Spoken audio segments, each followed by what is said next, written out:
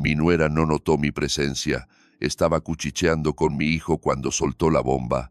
Listo, los frenos están cortados, mañana lo enterramos. Sentí que las rodillas se me hacían agua, pero no grité. Me escabullí como un fantasma.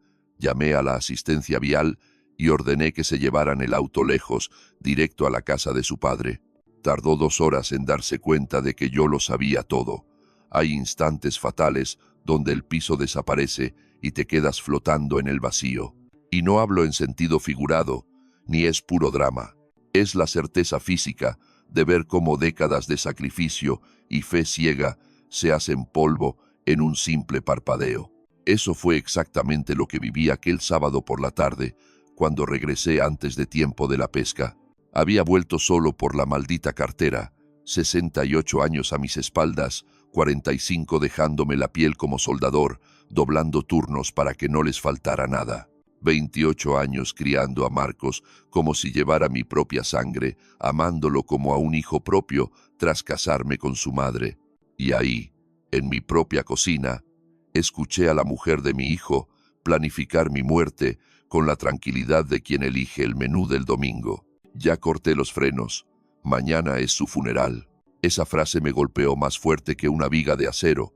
Empecé a temblar, no por cobardía, sino por una mezcla tóxica de ira y dolor que desconocía hasta ese día. Me tuve que recargar en la pared del pasillo para no desplomarme al suelo. El corazón me galopaba tanto que juré que me fulminaba un infarto ahí mismo, antes de que ella pudiera ejecutar su sentencia. ¿Cuántos padres allá afuera ponen las manos al fuego por sus hijos? ¿Cuántos hombres nos partimos el lomo edificando un futuro para quienes, en secreto, afilan el cuchillo contra nosotros? En ese segundo entendí que no crié a un malagradecido, sino a un cómplice de asesinato. El silencio de la casa me aplastaba. Siempre fui de tragarme los sentimientos para no hacer olas y llevar la fiesta en paz. Pero ahí, agazapado en el pasillo de mi hogar, comprendí que ese silencio casi me manda a la tumba. Huí por la puerta trasera, como si yo fuera el delincuente en mi propia propiedad. Con las manos temblorosas, apenas pude marcar a la grúa. «Necesito que se lleven mi coche ya», exigí tratando de que no se me quebrara la voz. «Es cuestión de vida o muerte», y vaya que lo era. La espera de 2 horas se sintió como 2 vidas enteras en el purgatorio. Me senté en una banca del parque frente a mi fachada, espiando a mi familia por la ventana como un intruso ajeno a todo. Y quizá en eso me había convertido, en un extraño para mi propia sangre. Cuando vieron que la grúa enganchaba mi auto, la cara de Adriana pasó del desconcierto al terror puro. Salió corriendo y gritando: «Suegro, ¿dónde se llevan el auto?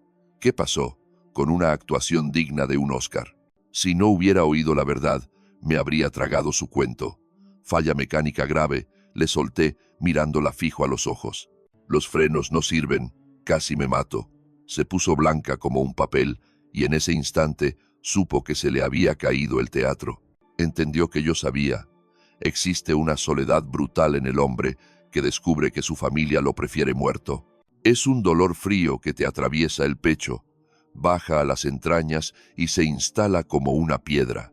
No es solo traición, es descubrir que fuiste tan buen proveedor que terminaste estorbando en sus planes financieros. Esa noche, acostado en la misma cama que compartí por 15 años con la mujer que educó a esa víbora, entendí que mi vida vieja había muerto ese día. El hombre ingenuo de la mañana había fallecido en ese pasillo. Lo que quedaba era alguien que debía decidir si peleaba por su vida. ¿Cuántas veces agachamos la cabeza para mantener a la familia unida? ¿Cuántas veces nos hacemos de la vista gorda ante la maldad creyendo que en el fondo nos aman? Pero todo tiene un límite.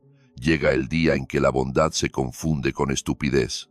Y planear el funeral de quien te da de comer cruza cualquier línea roja imaginable. En la penumbra del cuarto, escuchando respirar a mi esposa, tomé la decisión que derrumbaría los cimientos de esa casa que tardé décadas en levantar. No me iba a morir por unos cables cortados. Iba a vivir lo suficiente para verlos pagar cada centavo de su traición. Si alguna vez sentiste que tu esfuerzo vale menos que la herencia que esperan, quédate hasta el final. Porque lo que hice después demuestra que un hombre solo pierde el honor cuando acepta su destino en silencio. Suscríbete al canal para que no te pierdas el desenlace. Hay muchos padres que necesitan abrir los ojos antes de que sea demasiado tarde. Antes de seguir adelante, si te apasionan las crónicas verídicas que demuestran que jamás es tarde para tomar las riendas de tu destino, dale al botón de suscripción y activa las notificaciones, porque aquí no narro lamentos de víctimas, sino hazañas de varones que se negaron a morir antes de tiempo. Me llamo Roberto, cargo con 68 años a mis espaldas y necesito rebobinar la cinta para que comprendas el instante exacto en que oí a la esposa de mi hijo organizando mi entierro, estando yo bien vivo. Vine al mundo en tierras poblanas, allá por el año 1955, en cuna de labradores. Desde muy crío, me quedó claro que el varón se parte el lomo por los suyos, aun si eso implica enterrar sus propias ilusiones. La parca se llevó a mi viejo cuando yo apenas contaba con 16 primaveras, dejando a mi madre con 5 bocas que alimentar. Yo era el mayor. ¿Captas la magnitud de eso? Implica que el sueño de ser ingeniero se va a la tumba junto con tu papá. Me metí de lleno a echar chispas en un taller de soldadura local llamado Minion. Tenía 16 años y mis manos nadaban dentro de los guantes industriales, pero tenían la fuerza necesaria para cargar con el peso del hogar. 4 décadas más tarde, seguía fundiendo metal, no por falta de talento, sino porque cada vez que intentaba cambiar de rumbo, surgía una urgencia familiar, que si el colegio de paga para el niño, las clases de idiomas para la niña, la carrera, el casamiento, los nietos, mi camino se cruzó con el de Lucía en 1989. Traía consigo a Marcos Elí, de 5 añitos. Su padre biológico huyó al saber del embarazo. Pude buscarme a alguien libre de cargas, sin mochilas ajenas, pero al ver a ese chiquillo, me vi reflejado. Otro niño huérfano de padre. Me juré que su historia sería distinta.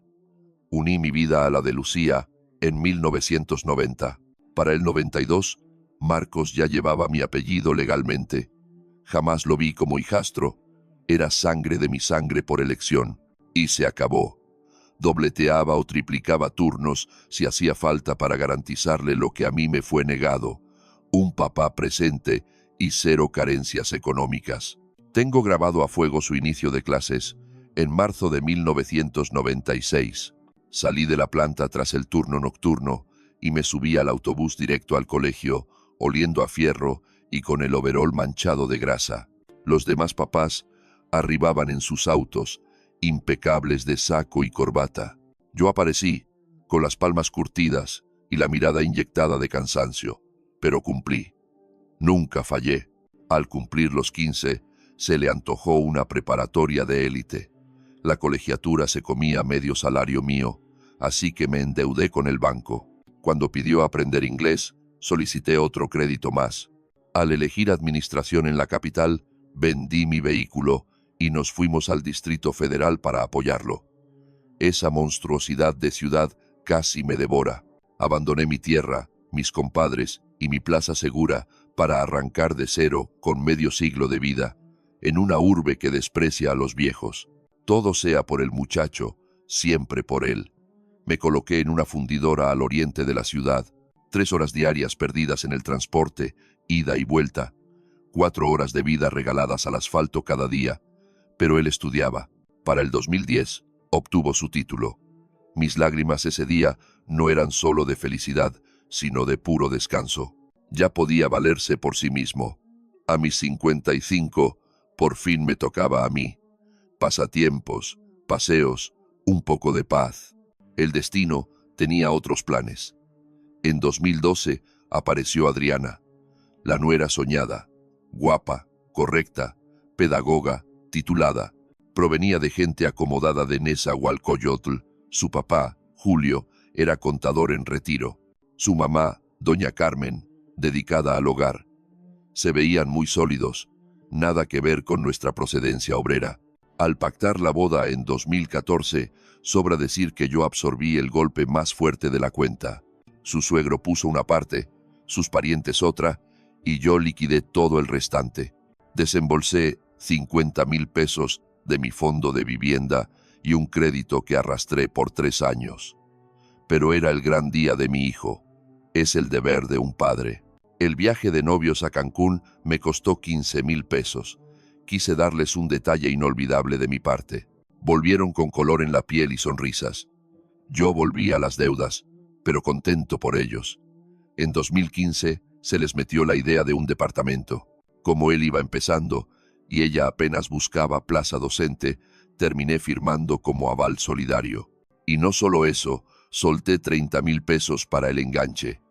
Viejo, en cuanto nos acomodemos te lo devolvemos, prometió Marcos. Según esto, era prestado. Ese dinero se volvió regalo cuando en 2016 Adriana encargó a Sofía, mi primera nieta. Pa, con la niña en camino está difícil pagarte, pero en cuanto suba de puesto, seguro. ¿Cuándo? Algún día.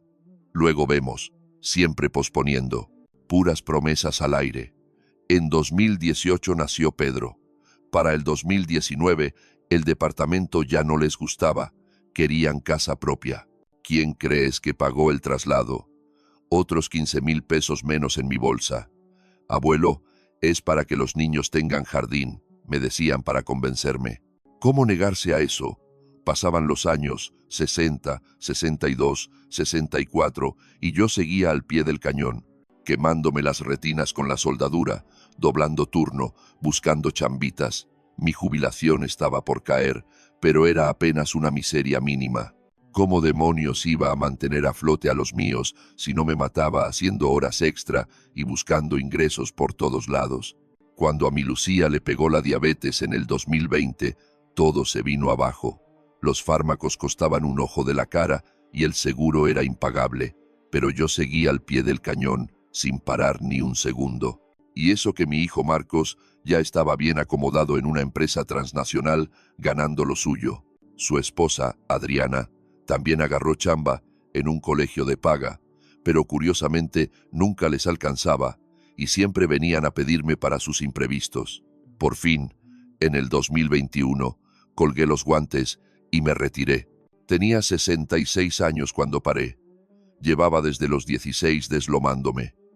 50 años, medio siglo entero. Creí ingenuamente que me había ganado el derecho a descansar. Imaginé que era mi turno de disfrutar. Pero en cuanto dejé de producir dinero, la actitud de ellos dio un giro de 180 grados.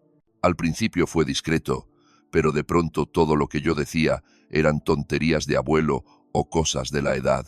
Ya no me miraban como el pilar de la casa, sino como un mueble viejo que estorba.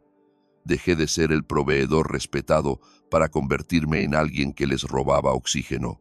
El piso que compartía con mi mujer ya era nuestro al 100%, sin deudas ni hipotecas. La propiedad estaba en el mismo residencial que la de ellos. ¡Qué bendición tenerlos tan cerquita!, presumía Adriana con sus amistades, pura hipocresía. Se llenaba la boca diciendo que éramos vecinos, pero el retintín de su voz gritaba que en realidad éramos una carga. La desgracia llegó fuerte en el 2022. El corazón de Lucía no aguantó más las complicaciones del azúcar y se me fue un domingo en la mañana, ahí quietecita junto a mí. Abrí los ojos y ya estaba solo en el mundo. 67 años, jubilado y sin mi compañera. En el velorio, tanto mi hijo como mi nuera se deshicieron en abrazos y consuelos. No pasaron ni 3 meses cuando se les cayó la máscara. ¿No cree que le sobra mucha casa para usted solo, papá?, empezaron a insinuar. Me taladraban con la idea de irme a un web.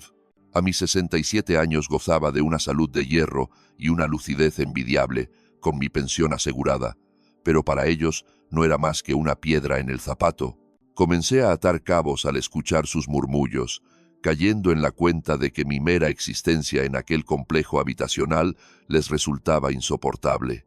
Fue entonces cuando comprendí que el apartamento, ese por el que sacrifiqué 20 años de trabajo duro para liquidar, ya no me pertenecía a sus ojos, aunque jamás sospeché que su plan maestro para deshacerse de mí incluiría unos frenos saboteados. Las señales de alerta aparecieron de forma discreta al principio, tal como sucede cuando aquellos que amamos deciden que somos presas fáciles para la explotación. A los hombres de mi época Nos educaron con un mandamiento inquebrantable. La familia es sagrada y no se cuestiona. Nos inculcaron que criticar a un hijo es signo de flaqueza y que desconfiar de la nuera es pura necedad de viejo amargado. Fue por esa lealtad ciega que soporté en silencio, mes tras mes, una serie de desprecios que debía haber frenado en seco desde el primer día. El primer golpe bajo llegó en diciembre de 2022, apenas 90 días después de haber enterrado a mi esposa Lucía. Adriana se encargó de la cena de Nochebuena en su hogar, con la excusa de que mi piso era demasiado modesto para albergar a todo el clan. Me presenté puntual a las 6 de la tarde, cargado de obsequios para los nietos y una botella de vino que me costó medio mes de sustento. Al entrar, vi la mesa lista, pero algo no cuadraba. Hice el recuento mental. Mi hijo Marcos, Adriana, mis 2 nietos, los suegros de mi hijo y yo. Éramos multitud, pero la mesa estaba dispuesta para una persona menos. «Ay, suegrito, le toca cenar». En la cocina me soltó ella sin pestañear. «Es que en el comedor estamos muy apretados y no cabemos todos». Me relegaron como si fuera parte del servicio, comiendo en soledad mis alimentos, mientras las carcajadas de mi propia familia retumbaban desde la sala contigua. Al confrontar a Marcos más tarde, su respuesta fue tibia y despreocupada. «Vamos, papá, no te lo tomes a pecho, no fue con maldad. La mesa es chica, ya sabes». Siempre tenían una coartada perfecta, un pretexto lógico para justificar el desamor y la falta de respeto. Enero de 2023 trajo consigo el segundo aviso. Cobré mi mensualidad el día 5 y casualmente Marcos llamó a mi puerta el 6 por la mañana. «Viejo, necesito un paro enorme. La tarjeta de Adriana reventó con los gastos navideños y estamos asfixiados. ¿Me prestas 2,000 pesos? Te los devuelvo en cuanto caiga el aguinaldo». Aquella suma representaba casi todo mi ingreso, pero accedí creyendo que era un préstamo temporal entre familia.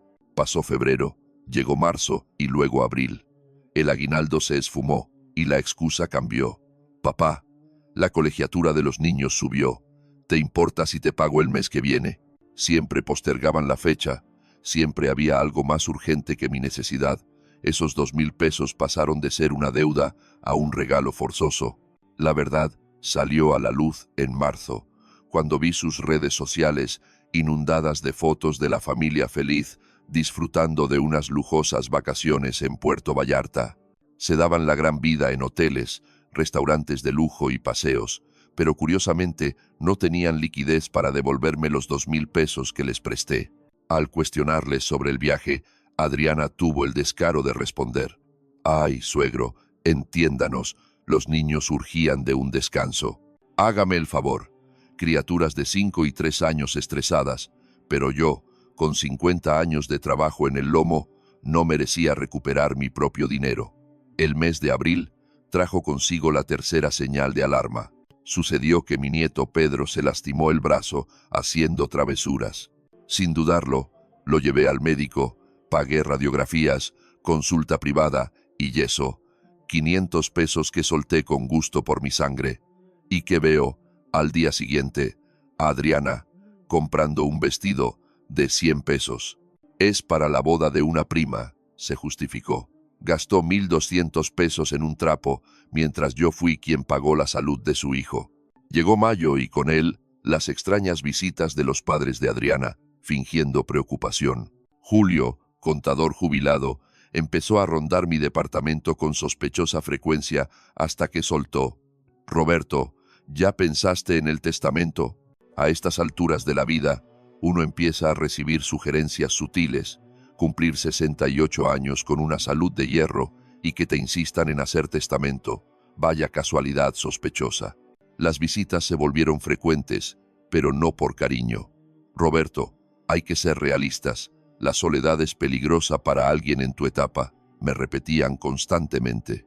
Y junto con el consejo no pedido, siempre aparecía el folleto de alguna residencia geriátrica ideal para viejos como yo. Hablaban de mi edad como si fuera un diagnóstico terminal. Pero fue en junio cuando la cuarta señal de alarma dejó de ser una insinuación para convertirse en un ataque directo. Mi nuera, Adriana, se plantó en mi sala con un panfleto brillante. Suegro, he dado con el lugar soñado para que usted descanse. Me enseñó las imágenes. Le decían residencia senior, pero olía a encierro. Un depósito de ancianos de lujo, sí, pero depósito al fin, y costaba $2.500 al mes. Su gran idea era que liquidara mi patrimonio para costear mi propio exilio, vender mi hogar, la casa que me costó 2 décadas de sudor, donde vive el recuerdo de Lucía y donde vio crecer a Marcos. Les pregunté si habían perdido la razón. Les dejé claro que no me movería. Su réplica me heló la sangre. Suegro, su memoria está fallando. Ayer me pidió la hora 2 veces seguidas. Insistía en que eso era un síntoma grave, falso. Solo lo había preguntado una vez. Ella estaba tejiendo una red de mentiras.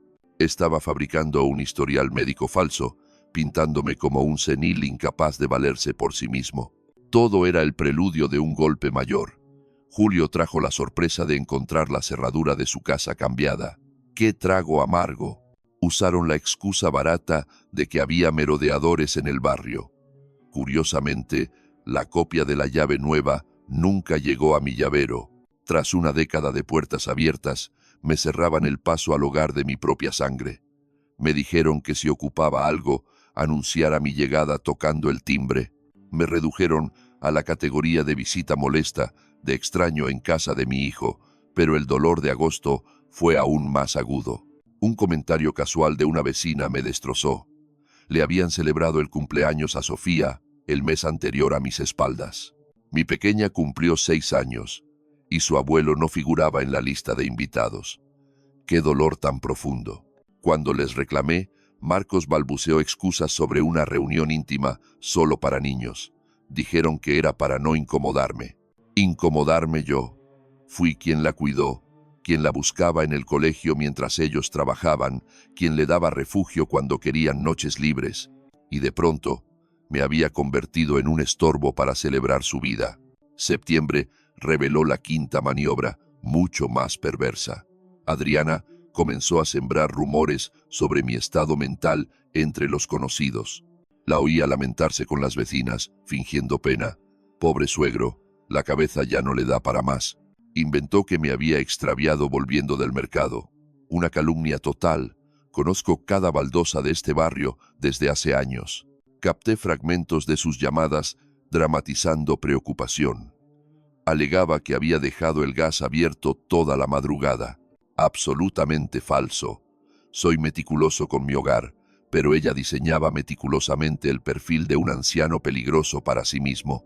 Para octubre, la gravedad del asunto se hizo innegable. Adriana intensificó sus visitas, mostrando un repentino y obsesivo interés por lo que comía. Llegaba con recipientes preparados y me obligaba a ingerirlos frente a ella. Siempre sopas, caldos especiales, texturas perfectas para disolver sustancias.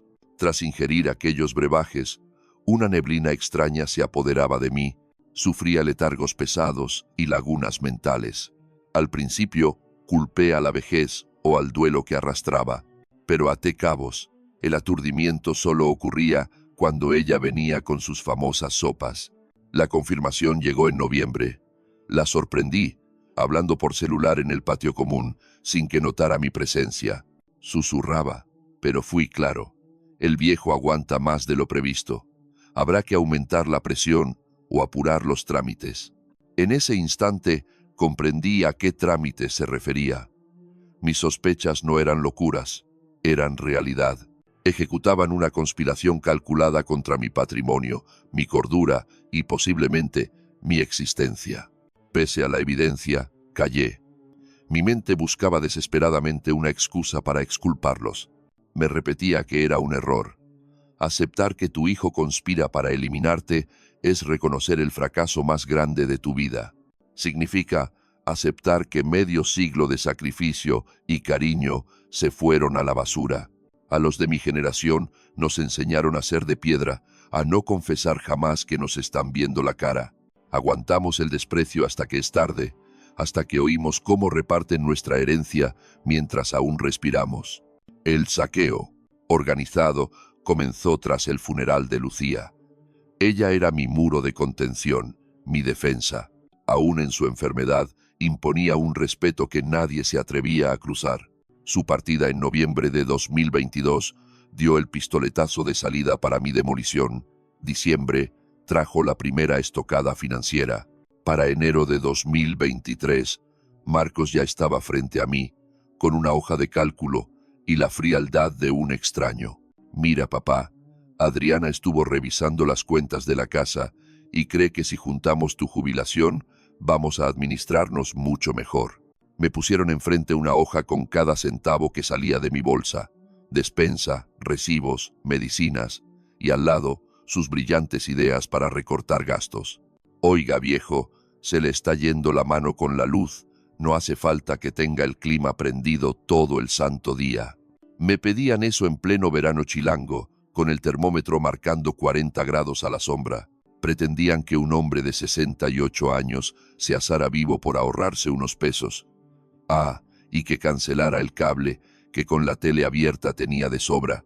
Me partí el lomo 50 años para darme esos gustos, pero según ellos, ahora me tocaba vivir en la miseria.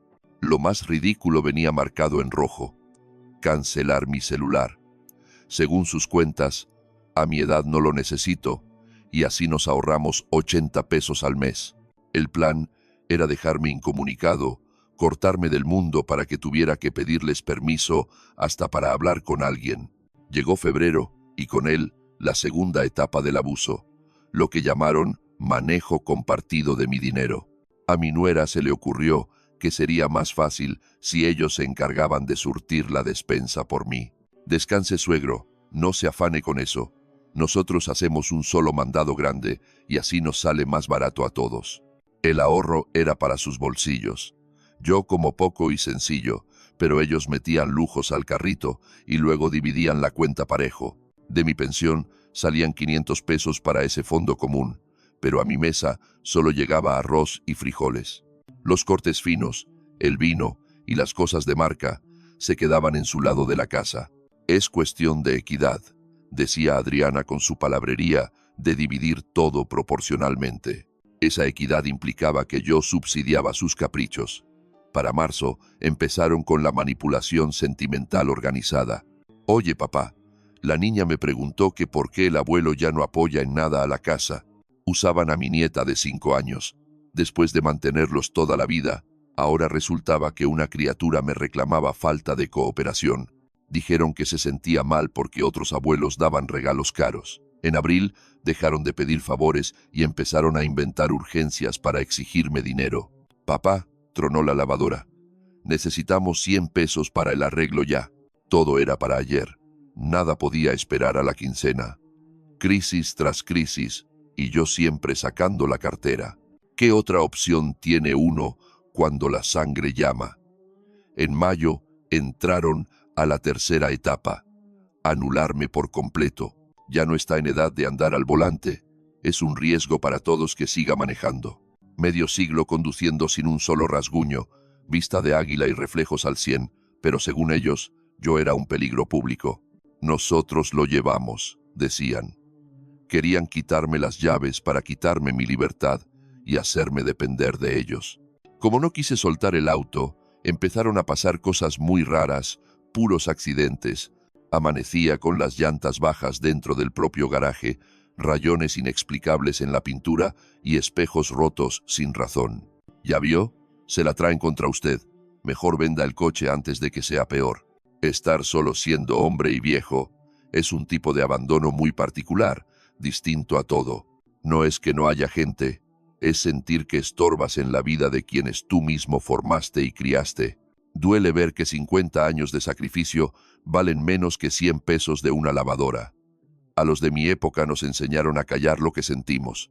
Si tu propia sangre te exprime, ¿a quién le cuentas? Uno se aguanta las lágrimas porque eso es de débiles, nos dijeron. Un padre no debe hablar mal de su muchacho. Así que te tragas el coraje y la vergüenza a solas, en silencio. En junio cambiaron la estrategia. Empezaron a decir que ya no me giraba bien la piedra, cuestionando mi salud mental. Delante de la vecina, Adriana soltó: «Ay, Roberto anda perdiendo la memoria. Ayer repitió lo mismo 3 veces. Una calumnia total». Yo estaba más lúcido que nunca. Sabía hora y fecha, pero ellas estaban armando su teatro, construyendo una historia. La vecina me miró con esa pena hipócrita y susurró: «Uy, no vaya a ser principios de Alzheimer». Jamás tuvimos eso en la familia, pero es la excusa ideal para anular a un viejo. Alzheimer, la palabra mágica. Con esa excusa te encierran, te quitan tus derechos y se quedan con tus bienes, todo por la vía legal y con papeles médicos. Para julio, me enteré que andaban viendo geriatras a mis espaldas, no para cuidarme, sino buscando un papel que dijera que yo ya no servía. La chica de la recepción de la clínica, que me conoce de años, me dio el pitazo. Don Roberto, vino su nuera a pedir pruebas de demencia senil. En agosto ya no disimularon y pasaron a la cuarta fase de la explotación. Ataque frontal a la mente. Me lo soltaron sin anestesia. «Papá, te estás volviendo una carga para nosotros». Que esas palabras salieran de Marcos se sintió como una patada en el hígado. ¿Carga? Fui el pilar de esta casa medio siglo, y ahora dicen que Adriana se estresa por cuidarme, que afecto a los niños con la atención, dicen. ¿Cuidarme? Ahí sí estallé. ¿A eso le llaman cuidado? Lo que me contestó me terminó de destruir. «Papá, esto ya es peligroso. Cada día es una cosa nueva. Deja el gas abierto, la puerta sin llave, se confunde con las pastillas». Falacias, puras invenciones, pero las repetían con tal convicción que hasta mi propia cordura empezó a tambalearse. Con septiembre llegó el destierro, la quinta etapa. De pronto, mi silla en los almuerzos dominicales quedó vacía. «Papá, usted anda muy desorientado, necesita reposo». Y así cortaron de tajo las visitas de los niños. «El abuelo anda delicado, mejor no molestarlo». Y el teléfono dejó de sonar para siempre. «Papá está ocupado, luego te marca». Mentira, nunca llamaban. En octubre iniciaron la fase 6, el desmantelamiento de mi autonomía. Curiosamente, mi tarjeta de débito fue clonada. Tuve que solicitar el reemplazo, pero la cura fue peor que la enfermedad. Adriana, tan solícita, se ofreció a custodiarla. «Suegro, usted pida y nosotros le damos». Mi propia pensión secuestrada. Las llaves de mi departamento se esfumaron misteriosamente de la conserjería, donde las guardaba por precaución. «Seguro alguien se las llevó, suegro. Por seguridad, nosotros tendremos la copia». Ahora controlaban mi techo, controlaban mi vida entera. Noviembre trajo consigo los supuestos accidentes y caídas que me inventaban. Roberto se lastimó la rodilla en la acera. Pobre. Eso le contaba Adriana a todo el vecindario con falsa preocupación. Yo estaba entero, caminaba firme, pero ellas tejían una red de mentiras, pintándome como un anciano frágil e inútil. El doctor Silva, mi médico de cabecera por 10 años, me citó con urgencia. «Roberto, su nuera me comenta que sufre caídas constantes, que pierde la noción de la realidad». Era una encerrona perfecta. Si lo negaba, confirmaba mi paranoia. Si lo aceptaba, firmaba mi sentencia de incapacidad. La séptima etapa fue la más despiadada. Utilizaron a mis nietos como armas. «El abuelo está malito», les decía Sofía. «Mamá dice que si no te tomas eso te mueres». ¿Qué medicina? ¿Qué enfermedad? Si yo estaba sano como un roble. Manipulaban la inocencia de mis nietas para convencerme de mi propia demencia. Pedrito, con sus 4 años, me abrazó llorando. «Abuelo, ¿te van a llevar al hospital de los viejitos?». Así le traducían al niño. Mi destino fatal. No era una casa de reposo, era un depósito de almas, la antesala de la muerte. Diciembre me abrió los ojos a la magnitud del desfalco. Habían tomado control total de mis finanzas. 300 pesos para mis gastos, el resto para la familia. 100 pesos de mi dinero pagaban sus lujos mientras yo cenaba fideos baratos. Pero más allá del robo monetario, lo que desgarraba era la soledad, el golpe de realidad. Darte cuenta de que criaste parásitos incapaces de amar, que invertiste 50 años forjando caracteres podridos, un fracaso moral absoluto. Existe un dolor muy específico, el del padre traicionado, que cala hasta los huesos. Saber que le enseñaste a tu hijo el valor del trabajo y él eligió explotarte. Entender que todo tu imperio fue solo gasolina para su codicia. hasta que descubrí que mi final tenía fecha en el calendario. Y no esperaban a la parca, ellos mismos iban a traerla. Mi muerte estaba programada. La venda se me cayó aquel sábado de diciembre, al oír las palabras que ningún padre debería escuchar jamás. Ya le corté los frenos. Mañana preparamos el funeral. Allí, agazapado en el pasillo de mi propia casa, entendí que medio siglo de sacrificio culminaba en una sentencia de muerte dictada por la nuera que acogí como hija. Pero, ¿quieren saber cuál fue mi primera reacción? Ni miedo, ni desesperación. Fue una frialdad lúcida, como si la niebla se disipara de golpe y viera al fin la realidad sin el filtro del amor ciego. 68 años de vida, 50 trabajados, 28 criando a Marcos como a mi propia sangre. Y esta era la recompensa. Un plan de asesinato discutido en la cocina, como quien elige el menú del día. Salí de casa como una sombra y fui directo al parque. Me dejé caer en el banco donde solía jugar con los niños. Aquellos tiempos en que era el abuelo adorado, no un estorbo a eliminar. Mis manos temblaban al marcar el número de la grúa. Necesito que se lleven mi coche ya. Es una emergencia. Mientras esperaba, ordené el rompecabezas en mi mente. Primero, la premeditación. Esos mareos tras los calditos especiales de Adriana no eran casualidad. La campaña de desprestigio ante vecinos y médicos no era preocupación. Era la coartada perfecta. Me estaban envenenando poco a poco, quizás sedándome, para fabricar evidencias de mi incapacidad mental. Segundo, la red de cómplices. Marcos lo sabía, sin duda, y los padres de ella probablemente también. Doña Carmen, siempre recomendando asilos adecuados, era parte del esquema. Julio, insistiendo tanto con el testamento, era otro engranaje de esta mafia familiar. Tercero, ¿cuál era el plan maestro? Buscaban borrarme del mapa, ya fuera simulando un siniestro vial fatal o friéndome el cerebro con fármacos para declararme incompetente y rapiñar mi patrimonio. O quizás una mezcla macabra de ambas opciones. Si el sabotaje a los frenos fallaba, no se detendrían ahí. Al ver cómo la grúa se llevaba mi vehículo, noté el terror puro en la mirada de Adriana tras el cristal. Fue justo ahí, cuando caí en la cuenta de que yo llevaba la delantera. Ignoraban por completo que yo estaba al tanto de su complot. Creían que el viejo ya chocheaba. Allí, tumbado en el lecho que compartí con Lucía durante 15 años, juré que no sería el cordero en el matadero. Jamás permitiría que medio siglo de sudor pagara los caprichos de quienes deseaban verme en la tumba. Iba a voltearles la jugada. La contraofensiva inició el domingo temprano.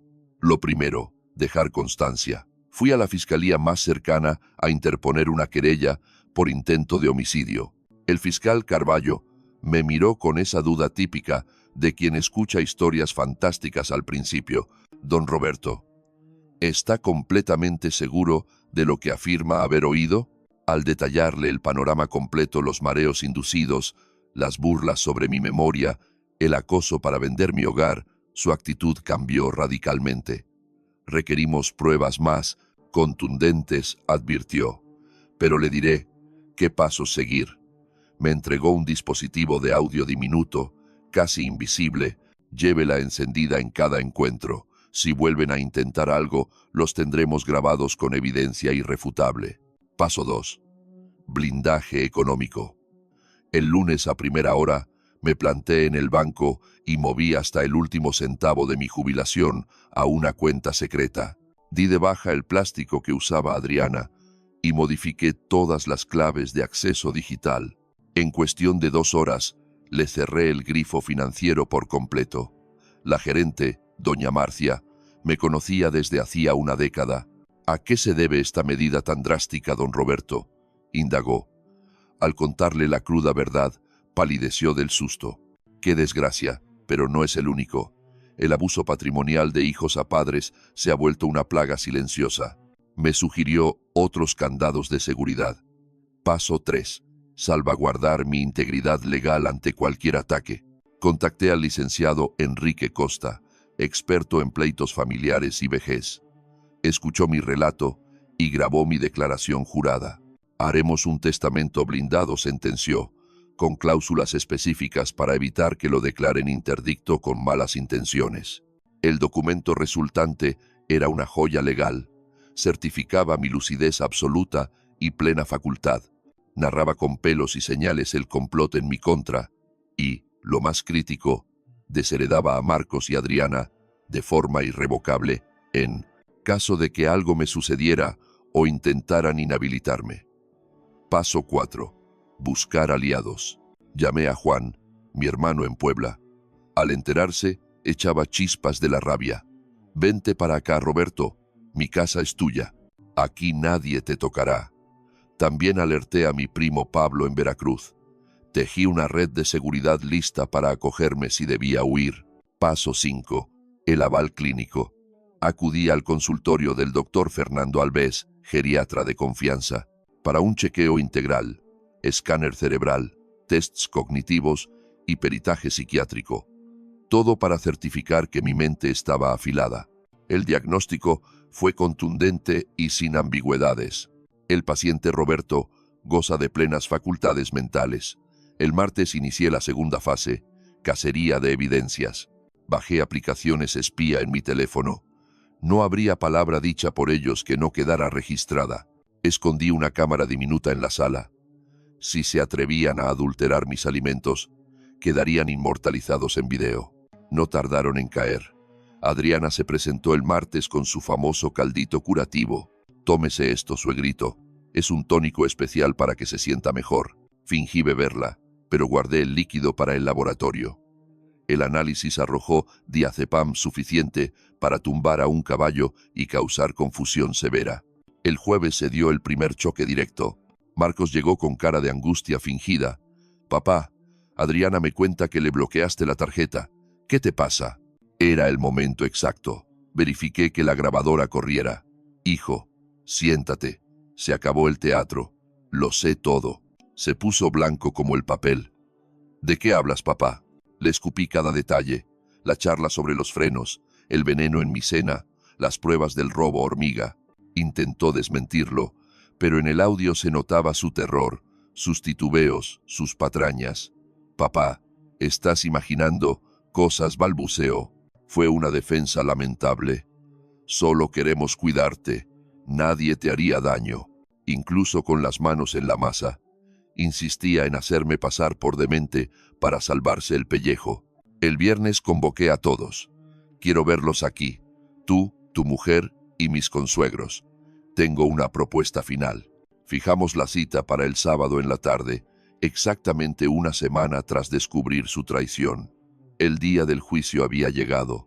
Irrumpieron en mi piso con esa arrogancia típica de los loqueros que vienen a buscar a un paciente psiquiátrico, con Adriana aferrando un fajo de hojas. Seguro traían la orden judicial para incapacitarme. Por su parte, Julio sostenía un portafolios, seguramente repleto de escrituras para despojarme de todo. La sonrisa de Carmen destilaba una compasión fingida que daba náuseas. Tomen asiento de una vez, ordené sin que me temblara el pulso. Tengo un cuento fascinante para ustedes. Subí el volumen del reproductor al límite y la voz de Adriana llenó la habitación al instante. Los cables de los frenos están listos. Mañana lo enterramos. La habitación se quedó tan callada que el silencio pesaba como una losa. A Adriana se le fue la sangre de la cara, quedando lívida. Marcos parecía un pez fuera del agua, boqueando sin sonido, y a Julio se le resbaló el dossier de las manos. Carmen rompió en un llanto histérico. Ahora es mi turno, intervine tajante. Estoy al tanto de cada movimiento sucio que hicieron. Conozco las dosis en mis alimentos, las mentiras sobre mi demencia, el acoso para vender mi hogar y la conspiración para encerrarme o eliminarme. Les arrojé sobre la mesa las copias de mis evaluaciones psiquiátricas.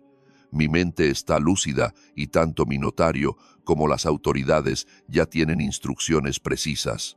Lo que hicieron después me lo dijo todo. Ni una disculpa sincera, ni una pizca de remordimiento real en sus miradas. Lo único que se le ocurrió decir a Marcos fue: «Viejo, ¿cuánto pides por tu silencio?». La codicia siempre fue su único motor, siempre fue la plata. «No me interesa su dinero», repliqué. «Pero grábense esto. La víctima que intentaron liquidar falleció en ese pasillo, pero algo nuevo surgió de esas cenizas. Y a esta nueva versión de mí se le acabó la paciencia con descendientes desagradecidos y nueras con instintos criminales. Adriana intentó sollozar falsamente. Suegrito entendió mal. Jamás tocaría el coche. Era una broma privada con Marcos, solo un chiste tonto. Conspirar para asesinar es humorístico. Creo que la que no entiende la gravedad del asunto eres tú, Adriana, le dije clavándole la mirada. El laboratorio encontró sedantes fuertes en el caldo que me diste. Eso se llama intento de homicidio, y el fiscal ya tiene el expediente completo, con audios y pruebas. En ese instante, supe que la victoria era mía. No solo había destapado la olla, sino que ahora yo tenía la sartén por el mango. Llegaron con la intención de encerrarme en un manicomio y se marcharon conscientes de que acababan de arruinar su propio futuro para siempre. Presten mucha atención, sentencié poniéndome de pie. Tienen 24 horas para reintegrar hasta la última moneda que me robaron. Les doy una semana para desalojar mis propiedades y recen lo que les queda de vida para que no decida enviarlos a prisión de todas formas. La metamorfosis interna fue brutal. Tras 50 años de agachar la cabeza, de ser su cajero automático y el blanco de sus burlas. En cuestión de días, no solo retomé las riendas de mi existencia, sino que rescaté mi amor propio y mi dignidad. El viejo Roberto falleció tal como querían, pero el hombre que ocupó su lugar es un adversario mucho más temible. Un jubilado de 68 años que ya no tiene nada que perder y que conoce perfectamente cuánto vale su pellejo. El terror puro se apoderó de ellos apenas cruzaron el umbral de mi puerta aquel sábado por la tarde. Desde mi ventana observé cómo montaban su cuartel general en casa de Marcos. Vehículos iban y venían, gente entrando y saliendo como hormigas asustadas. Parecía una reunión de emergencia, un cónclave de ratas acorraladas que acababan de ser descubiertas con las manos en la masa. Al llegar la mañana del domingo, iniciaron su sucia campaña de manipulación psicológica. Marcos fue el primero, machacando el timbre a las 7 en punto. Por la mirilla se le veía destruido, con ojeras de no haber pegado el ojo en toda la noche. «Viejo, tenemos que charlar», por favor, suplicó. Abrí apenas una rendija, bloqueándole el paso con mi cuerpo. «Dilo desde ahí, Marcos». Y grita, «que se enteren los vecinos de todo». Él miró a los lados, sudando frío y nervioso. «Papá, lo de ayer se malinterpretó». Adriana no hablaba en serio. Estaba alterada. Fueron los nervios. Habló de más. «Marcos», le corté en seco, «tu mujer orquestó mi ejecución. Eso no es estrés, es premeditación criminal. Es un delito grave, intento de homicidio». Comenzó a lagrimear, pero era miedo a la cárcel, no dolor por traicionarme. «Por Dios santo, papá, no destroces a la familia por una confusión tonta, ten piedad». «¿Familia?» Tienes el descaro de usar esa palabra. Marcos, ¿qué clase de linaje asesina a su padre para cobrar el testamento antes de tiempo? Se quedó mudo, balbuceando incoherencias y disculpas vacías hasta que le estampé la puerta en las narices. Una hora más tarde le tocó el turno a Adriana, que vino arrastrando a los dos chicos como parte de su plan. Golpe bajo y rastrero. Usar a mis nietos como escudos humanos. «Suegro, los pequeños le extrañan y quieren hablar con el abuelo». Sofía y Pedro se lanzaron a mis piernas. «Abuelito, ¿por qué peleas con mami?», preguntó la niña. Clavé mis ojos en Adriana por encima de los rizos de Sofía. «Adriana, es repugnante que utilices a estas criaturas para manipularme. Ellos no tienen la culpa de tu veneno ni de tu maldad». Fingió estar ofendida. «¿Qué cosas dices, suegro? Solo busco el bienestar de todos. Tu bienestar implicaba verme en un ataúd, ¿cierto?», le espeté alzando la voz lo suficiente para que el vecindario no perdiera detalle del escándalo. Saboteando los frenos para simular un accidente fatal, Sofía miró a su madre, confundida. «Mami, ¿por qué el abuelo dice que rompiste el auto?». Adriana se puso colorada como un tomate, agarró a los chicos con brusquedad y dijo: «Vámonos, el abuelo está desvariando otra vez». Incluso acorralada, seguía insistiendo en mi supuesta demencia ante los demás. «Sofía, Luego mamá te cuenta todo, susurró. Dieron las 2 de la tarde cuando la manada completa hizo acto de presencia. Ahí estaban Marcos, Adriana, Julio y Carmen. Parecían una comitiva diplomática trayendo un tratado de paz. Roberto arrancó Julio con tono conciliador. Vamos a hacer borrón y cuenta nueva de lo de ayer. Sin demandas, sin pleitos legales. Cada uno por su lado y en paz. Julio le corté en seco. Te confundes de rol. Ustedes no están aquí para negociar condiciones, sino para rogar que esas grabaciones no terminen en la fiscalía. Carmen intentó jugar la carta sentimental. Roberto, por favor. Los lazos de sangre son sagrados.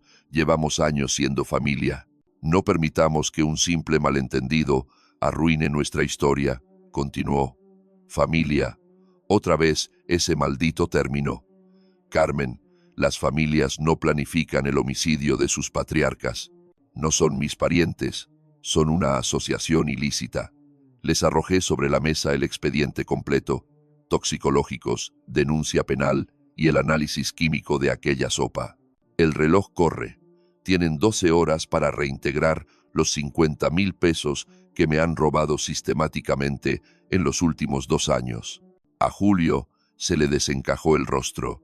50,000. Roberto, es imposible. No contamos con esa liquidez ahora mismo. Era justo lo que quería oír. Entonces, liquiden activos, rematen el auto de Adriana, las alhajas o esos muebles de diseñador. Tuvieron 24 meses para despilfarrar mi patrimonio. Ahora tienen 12 horas para reponerlo. Marcos intentó objetar, visiblemente nervioso. Papá, entiende. Eso se fue en manutención, colegiaturas, despensa, nada de lujos. Saqué entonces los estados de cuenta bancarios, subrayados con marcatextos. Marcos, explícame estas necesidades de Adriana de hace 6 meses. Vestidos de 1,000 pesos, calzado de 800, fragancias europeas. Eso es canasta básica. Adriana estalló, incapaz de contenerse más, dejando caer por fin su máscara de nuera abnegada. Me lo debía. Yo me merecía cada centavo. Me tuve que tragar sus manías de viejo decrépito, cuidarlo día y noche. Era mi compensación. Y ahí estaba, cruda y sin filtros, la realidad. Jamás fui un padre o un suegro para ella. Era un empleo mal pagado, una carga que requería propina por fingir afecto. Adriana, dije, helando el aire con mi tono. ¿Me cuidabas o me estabas ejecutando lentamente? Porque el laboratorio encontró diazepam en mi comida. Su test recuperó esa palidez mortal. Era para eso. Solo quería que descansara, que no diera lata. No era para matarlo. Confesó la administración de psicotrópicos, alegando mi bienestar. Adriana, drogar a una persona sin su consentimiento es un delito penal. ¿Te importen un comino tus intenciones o no? Julio buscó apaciguar las aguas. Roberto, calma, respiremos todos. Esto se nos está yendo de las manos. Julio, repliqué. Se salió de las manos cuando tu hija saboteó los frenos de mi vehículo. Lo que hago ahora es simplemente contención de daños. Se marcharon con la cola entre las patas, pero ignoraban que el verdadero infierno apenas comenzaba para ellos. El lunes inicié la fase 2 de mi represalia. Contacté a la dirección del colegio para notificar mi cese como aval financiero. Desde este instante, me deslindo de las colegiaturas de mis nietas. La secretaria, al otro lado de la línea, no daba crédito. Pero, don Roberto, ¿a quién le facturamos entonces? A sus padres, como debió ser desde el principio de los tiempos. Acto seguido, di de baja la póliza de gastos médicos mayores del grupo familiar, 400 pesos mensuales que drenaban mi jubilación. Se acabó la cobertura, que cada uno vele por su propia salud. A las 10 de la mañana, Marcos irrumpió, hecho un manojo de nervios. Papá, llamaron del colegio, dicen que cortaste los pagos. Asentí con total indiferencia, y dicen que el seguro se vence mañana si no se abona. Papá, ¿de dónde sacamos para todo eso? Su angustia me resultaba casi poética. Durante 2 años absorbí esos gastos en silencio. Ahora que les tocaba a ellos, resultaba una misión imposible. Marcos, son adultos funcionales con empleo. Usen su nómina. Papá, el sueldo no nos alcanza para ese nivel. Bingo. Por eso me desangraban, por eso deseaban mi muerte, porque son incapaces de sostener su estilo de vida sin parasitarme. Pues fácil, bajen sus estándares. Así de simple. El martes, la presión subió de nivel. El administrador del condominio tocó a mi puerta. Don Roberto, tengo una queja inusual. Alguien reportó que usted está hostigando a la familia de su hijo. Adriana intentaba manipular a la administración en mi contra. Invité a pasar a don Antonio y desplegué mi arsenal de pruebas, audios, peritajes, denuncias. El hombre quedó estupefacto. Roberto no tenía ni idea de la gravedad del asunto. Como ve, intentaron asesinarme y ahora pretenden vender la historia de que soy un viejo loco y vengativo. Don Antonio, quien me trata hace una década, negó con la cabeza. Roberto, usted es la persona más sensata que habita este edificio. Si está actuando así, es porque no le dejaron otra salida. Luego, me soltó un dato crucial. Vinieron a pedir que cambiáramos el titular del contrato de arrendamiento a nombre de ella. Argumentaron que era por su demencia senil. Ahí estaba la pieza final del rompecabezas. Planeaban deshacerse de mí y quedarse con todo. Querían transferir la casa, que yo ayudé a pagar, a nombre de Adriana, usando mi supuesta incapacidad mental como coartada legal. El miércoles llegó con la tercera oleada de consecuencias. Mi abogado, el licenciado Enrique, me contactó de urgencia. Roberto, contrataron defensa. Van a solicitar un juicio de interdicción en su contra. Ocurrió tal como lo había pronosticado. Al fracasar en su intento de eliminarme, su siguiente jugada sería declararme mentalmente incompetente. Abogado, ¿ve alguna posibilidad real en su estrategia? Soltó una carcajada seca. Don Roberto, con los peritajes que usted se realizó y las pruebas que hemos reunido, sus chances son nulas, pero igual armaremos la defensa por si acaso. Me aclaró que aquella maniobra legal era un síntoma inequívoco de su desesperación. Quienes buscan una inhabilitación fraudulenta suelen hacerlo para sepultar sus propios delitos. El jueves marcó el inicio de su ruina financiera. Dicho y hecho. A las 6 de la mañana, Marcos se presentó en mi piso, berreando como un crío. Papá, echaron a Adriana del colegio. Al parecer, la junta directiva se enteró del complot para asesinarme y decidieron que una criminal no es apta para educar menores.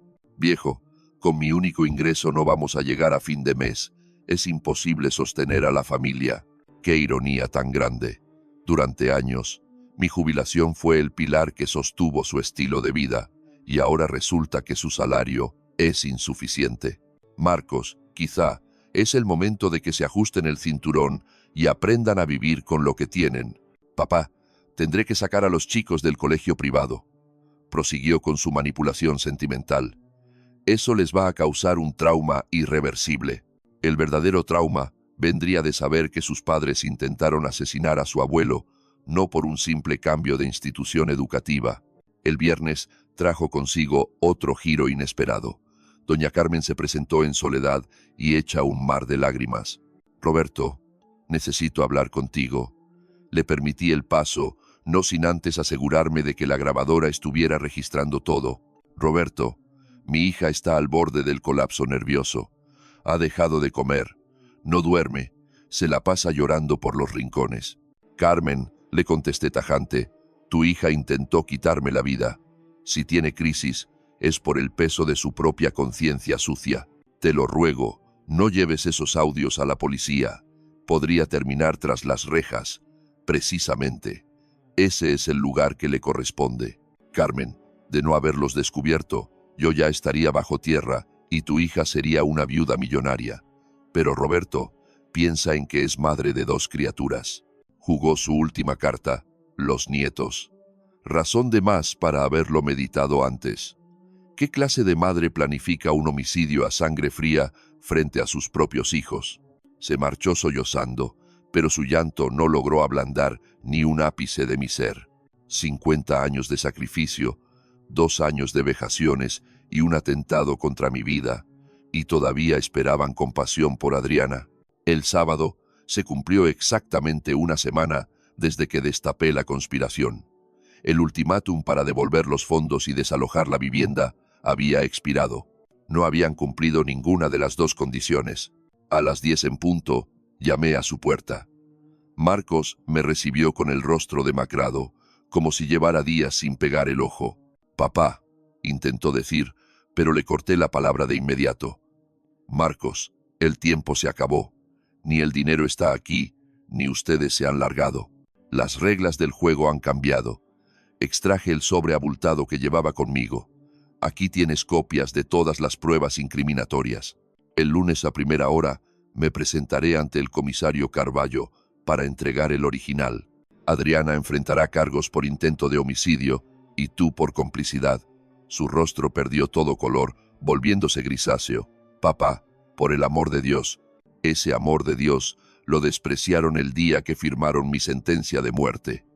Adriana surgió a sus espaldas, desaliñada, con la mirada perdida y la ropa hecha un desastre.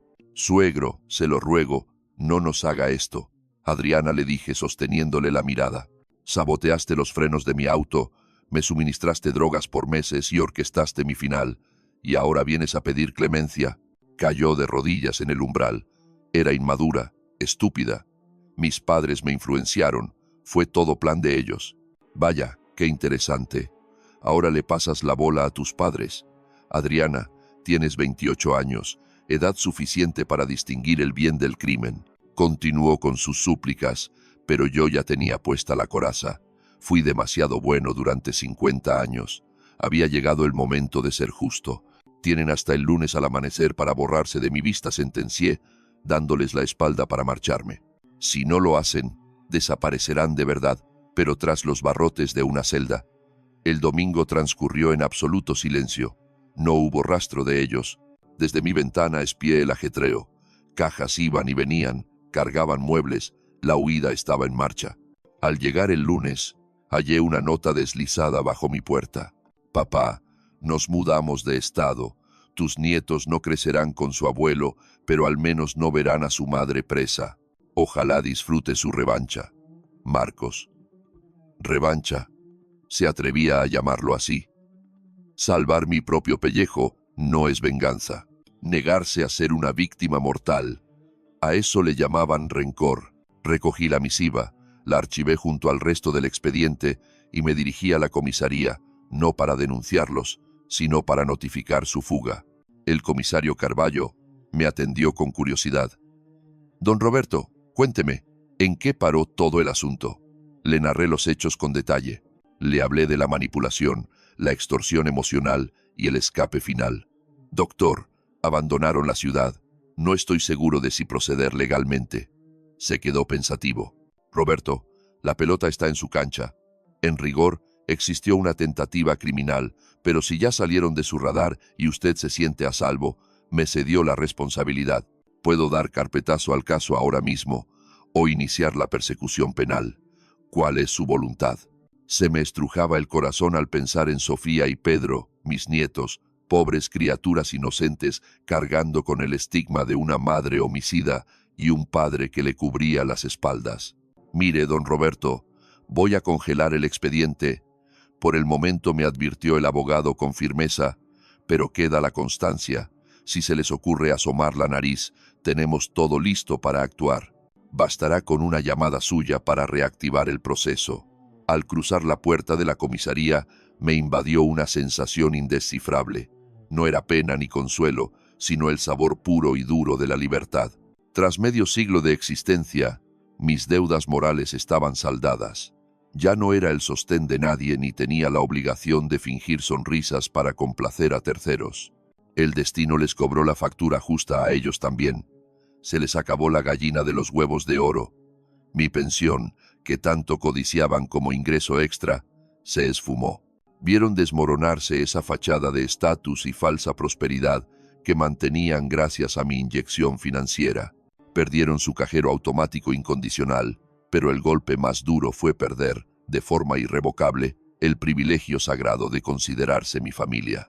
Por mi parte, recuperé un tesoro olvidado hacía décadas, la soberanía absoluta sobre mi propia vida.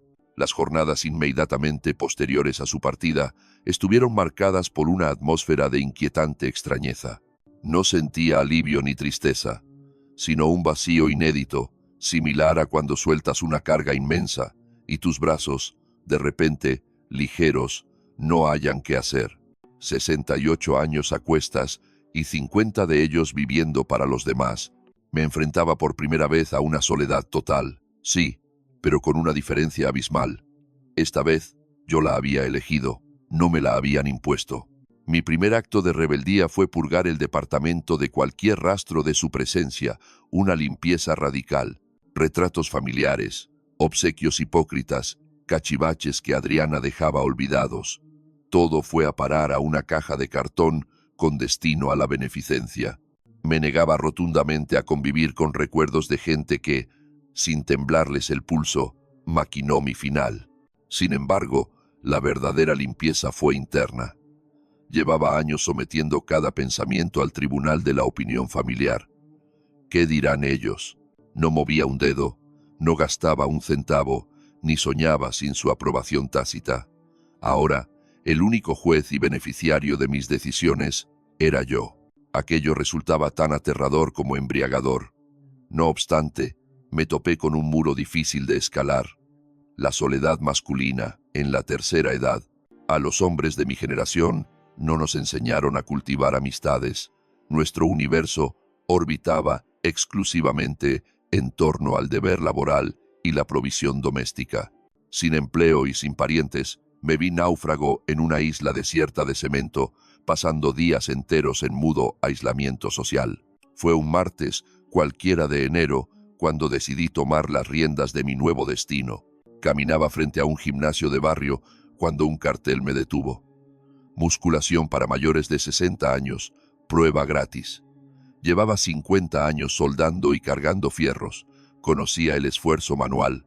Mi chasis estaba desgastado, es cierto, pero el motor seguía intacto, no estaba roto. Crucé el umbral, arrastrando cierta timidez. Una chica muy amable en la recepción me derivó con Marcelo, el entrenador. Un tipo de 40 y tantos que me habló de hombre a hombre, con respeto y sin ese tono paternalista que suelen usar con los viejos. ¿Ha entrenado antes, don Roberto?, indagó. Le conté mi vida de trabajo rudo y asintió satisfecho. Perfecto. Los cimientos están ahí. Solo nos toca redirigir esa fuerza bruta. La semana inicial fue un calvario. No por el dolor físico, sino por la inseguridad. Me sentía un estorbo anacrónico rodeado de tanta juventud. Pero Marcelo, perceptivo, me integró con los veteranos. Ahí conocí a Gerardo, jubilado de la petrolera que enviudó hace 3 años. También a Nelson, contador retirado cuyos hijos volaron al extranjero, y a Paulo, quien se divorció a los 60 para reinventarse desde cero. Entendí de golpe que mi naufragio no era exclusivo. No era el único hombre de mi edad lidiando con el silencio. Había otros que se desvivieron por los suyos para acabar solos. Después de meses de angustia, recuperé la sensación de normalidad. Mi vivencia no era una anomalía, ni mi dolor un drama desproporcionado. Es la cruda realidad de muchos al cruzar el umbral de los 60.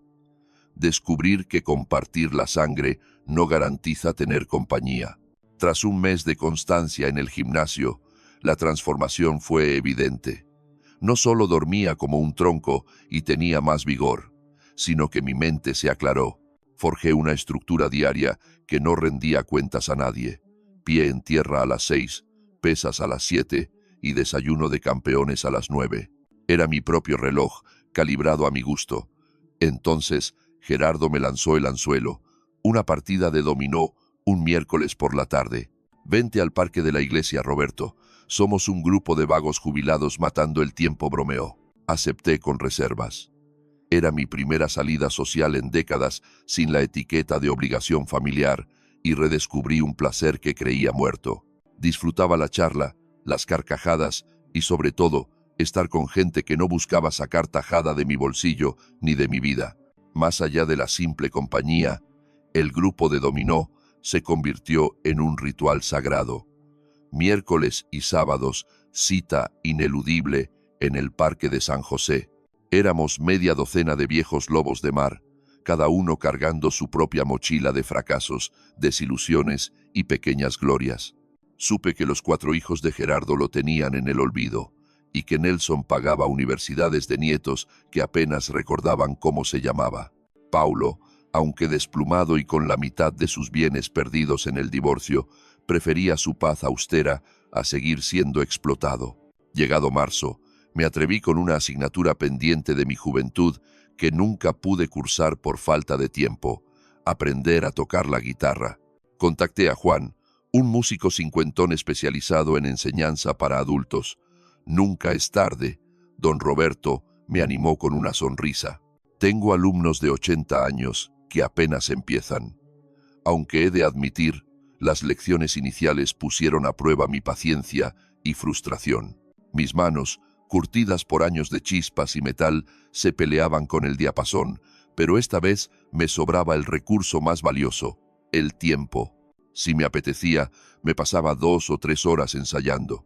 Ya nadie me reprochaba si desafinaba o si hacía demasiado ruido. Iba a mi aire. Para mayo ya dominaba mi primer tema entero, aquel clásico de Roberto Carlos que dice: «Cómo es grande mi amor por ti». Al terminar de tocarla en la soledad de mi sala, se me escaparon las lágrimas. No era pena, era pura satisfacción. A mis 68 seguía creciendo. Estaba desenterrando una habilidad artística que ni yo mismo sabía que llevaba dentro. Juan me animó a unirme a la peña de los domingos en el parque. Es un grupo variopinto donde gente de toda generación se junta para rasguear canciones populares. 0 presiones, puro disfrute. Me presenté el primer domingo de junio con mi guitarra económica, pero eso sí, perfectamente afinada. El ambiente tenía duende. Chicos, padres y abuelos, todos conectados por el mismo hilo musical. Repasamos repertorio de Los Tigres, de Juan Gabriel. Yo, que me había tirado 50 años oyendo la radio en la fábrica, ahora era parte de la orquesta. Insistieron en que volviera. Sin buscarlo, había dado con una nueva tribu, un clan distinto. Nos unía el gusto, no el apellido. Ya en julio, me lancé a algo más osado, mi primera travesía en solitario. Llevaba una vida soñando con el litoral veracruzano, pero nunca hubo chance. La familia siempre anteponía sus urgencias a mis deseos, pero ahora mi jubilación era íntegra para mí, y tenía libertad total para gastarla en mis caprichos. Me fui directo al puerto, esa joya del Golfo. Me instalé 7 días en un hotelito modesto frente a las olas. Mis mañanas eran para recorrer el malecón.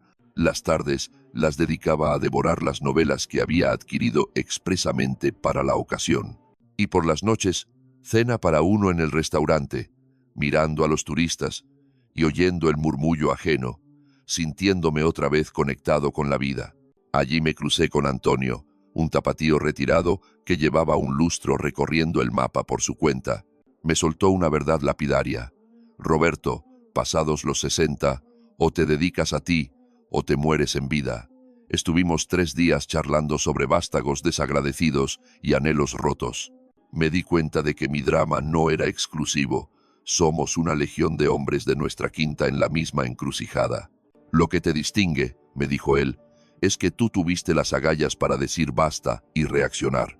La gran mayoría sigue exprimida hasta la tumba. Y no le faltaba razón. ¿Cuántos padres pagan de su bolsillo su propio calvario? ¿Cuántos se van al hoyo sin haberse regalado un solo día? Agosto marcó el inicio de mi metamorfosis corporal.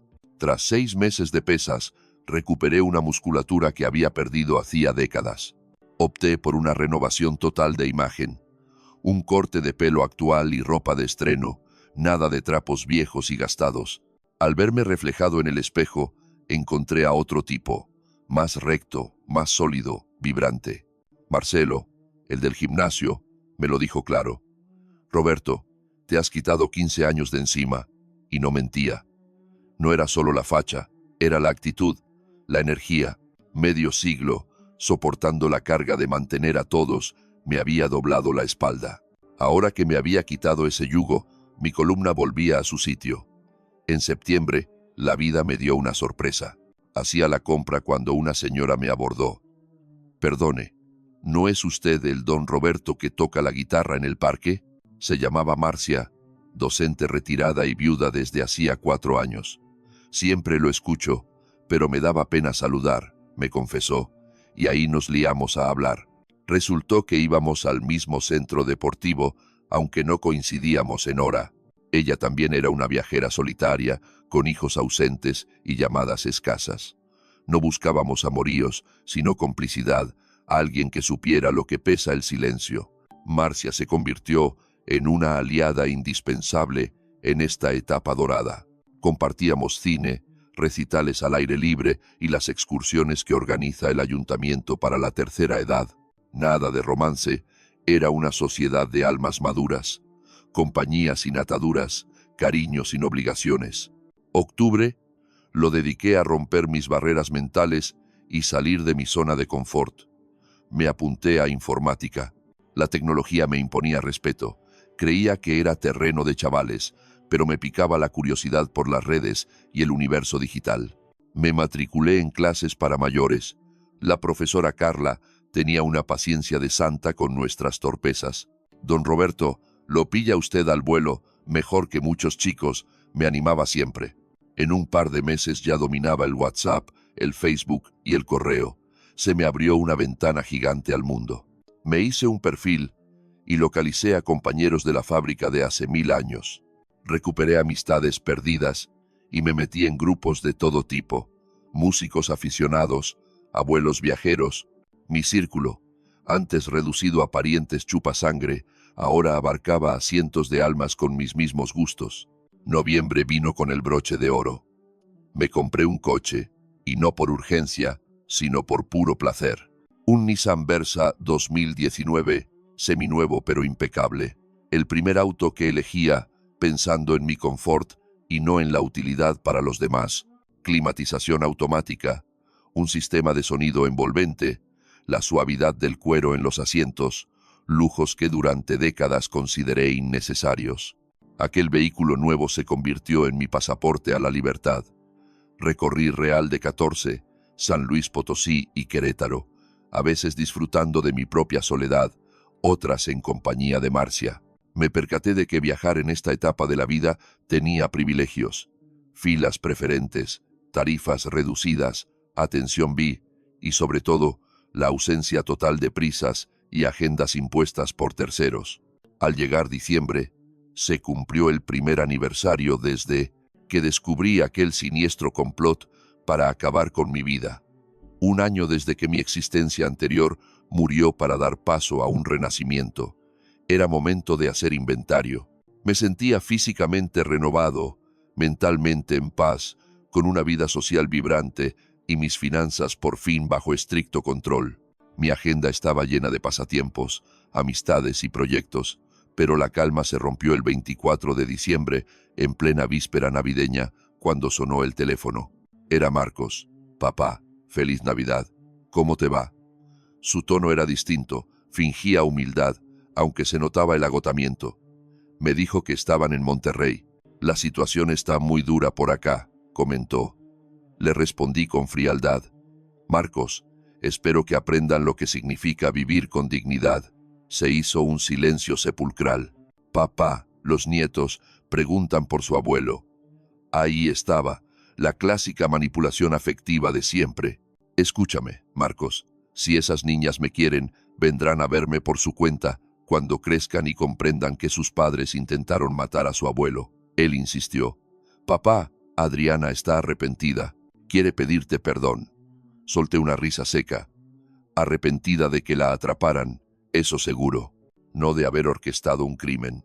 Marcos, el remordimiento de un verdugo no me interesa. Lo único que quiero es que se mantengan lejos de mí. Corté la comunicación y me dirigí a la cena navideña que organizaba Marcia. Había reunido a un grupo de amigos solteros, viudos y divorciados. Éramos 8 almas en la mesa, todos superando los 60 años, todos reconstruyendo el camino tras sufrir pérdidas familiares. La velada fue un deleite, llena de música, carcajadas y proyectos ilusionantes para el año entrante. Al dar las 11 de la noche, alzamos las copas. Gerardo propuso el brindis. Por nosotros, que hemos aprendido que nunca es tarde para reclamar nuestra felicidad. Alcé mi copa de vino y añadí: por nosotros, que entendimos que la familia no la define la sangre, sino la lealtad y la elección. Regresé a mi apartamento esa noche sintiéndome un hombre nuevo. Muebles de estreno, decoración vanguardista y plantas que cuidaba con esmero personal. Ese hogar ya no guardaba ecos del pasado, respiraba puramente mi nueva vida. Antes de ir a la cama, me enfrenté a mi reflejo en el espejo. Quien me devolvía la mirada ya no era aquel anciano que, un año atrás, escuchó a su nuera conspirar para provocar su muerte. Me veía más esbelto, más robusto, lleno de vitalidad, pero fundamentalmente me veía libre. Libre de la condena de complacer a otros, libre de mantener a ingratos, libre del lastre de ser padre de quien no merece tal título. A mis 69 años, había asimilado la lección suprema: jamás es tarde para que un hombre se dé su lugar, jamás es tarde para priorizar la propia dicha, y sobre todo, nunca es tarde para descubrir que tu valor es infinitamente superior a lo que cualquiera, incluso tu familia, está dispuesta a reconocer. El Roberto que estuvo a punto de perecer por unos frenos saboteados, ese hombre murió de verdad. El que sobrevivió es alguien que conoce su precio exacto y no está dispuesto a aceptar ni una pizca menos de respeto absoluto. Hoy, 2 años después de aquel hallazgo que lo cambió todo, os escribo desde la terraza de mi piso en Puerto Vallarta, mi residencia desde hace 6 meses. El mar descansa tranquilo allá abajo, el sol matutino inunda la estancia y sostengo una taza de café humeante en la mano. Un café que yo elegí, que yo pagué y que yo preparé a mi gusto. Quizás suene trivial, pero para un hombre de 70 años que dedicó 5 décadas a vivir para los demás, elegir su propio café es un lujo indescriptible. Contemplar el océano me hace pensar en el tiempo que desperdicié enfocado en el deber. 50 años trabajando y construyendo un futuro para quienes deseaban mi final. Hace 2 años, sí, alguien me hubiera dicho que estaría aquí, frente al mar, tocando la guitarra por las mañanas y nadando por las tardes, le habría dicho que era una locura imposible. Se dice que a mi edad no se empieza de cero, que un hombre de mi edad solo aguanta hasta el final. Pero descubrí un secreto que mi generación ignoraba. No existe fecha de caducidad para el amor propio. No hay edad límite para marcar fronteras. No hay edad para cerrar la puerta a quien no te merece. Y, ante todo, no hay edad para que un hombre descubra que puede ser plenamente feliz sin cargar el peso del mundo sobre sus hombros. Si mi historia te ha hecho reflexionar, déjame un comentario y cuéntame desde dónde me estás viendo. Escribe abajo tu ciudad, tu estado o incluso tu país. Quiero saber que este mensaje llegó a destino. Si conoces a algún padre que acepta migajas cuando merece un banquete, comparte este video. Muchos necesitan saber que valorarse no es egoísmo, es supervivencia pura. Si este relato resonó contigo, dale al botón de me gusta, suscríbete al canal para no perderte más historias reales de hombres que prefirieron su dignidad antes que la explotación familiar. Cuéntame también, ¿alguna vez tuviste que poner límites drásticos para salvar tu propia vida? ¿Cómo viviste esa experiencia? Porque en este canal no narramos historias de víctimas, sino de renacimiento, de hombres que entendieron que nunca es tarde para empezar a vivir para uno mismo. Te mando un fuerte abrazo desde Puerto Vallarta. Y no olvides esto, tú levantaste más que una familia, te construiste a ti mismo como un hombre que merece respeto. Si no te lo están dando, tal vez sea hora de cimentar una vida nueva donde tu dignidad sea sagrada e innegociable. ¿Cuántas veces los hombres nos tragamos la falta de respeto solo para mantener la fiesta en paz? ¿Cuántos padres están, literalmente, financiando su propia humillación? A mis 68 años aprendí que no se aceptan migajas de quien se sirvió el banquete entero, que ser padre no significa ser explotado y que nunca es tarde para valorarse y empezar de cero. La vida que realmente merezco comenzó el día que dejé de aceptar la miseria que me ofrecían,